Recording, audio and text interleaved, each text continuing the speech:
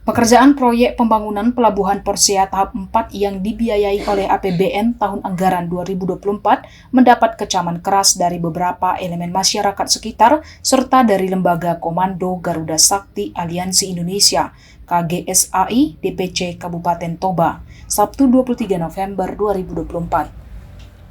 CV Mandala Jaya Abadi sebagai pelaksana proyek dengan nilai pagu 9 miliar lebih ini sudah meninggalkan lokasi pembangunan pelabuhan sejak 3 pekan lalu dengan alasan telah mengalami kerugian tanpa menyerahkan hasil pekerjaannya kepada satuan kerja atau sejumlah organisasi perangkat daerah Provinsi Sumatera Utara dan Kabupaten Toba, termasuk kepada konsultan pengawas dan pelaksana yang mengerjakan proyek. Sudah lebih dari 2 minggu, KMP Jurung-Jurung dan KMP Asa-Asa bersandar di Pelabuhan Pantai Pasir Putih Parparean Persea untuk melakukan perawatan dan perbaikan. Belum ada surat laporan serah terima dari pihak pelaksana proyek pembangunan pelabuhan, dalam hal ini CV Mandala Jaya Abadi.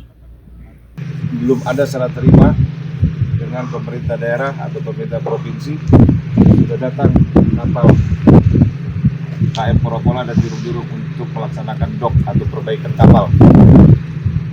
Diminta Dinas Perhubungan Provinsi dan Kementerian Perhubungan untuk menindaklanjuti pembangunan Pelabuhan Persea tahap 4. Pelaksanaan pekerjaan pembangunan Pelabuhan Persea tahap 4 ini adalah proyek yang didanai dari APBN Republik Indonesia melalui Kementerian Perhubungan Darat dengan menggunakan BBM bersubsidi yang dibeli dari seseorang di Pelabuhan Balige, Kabupaten Toba.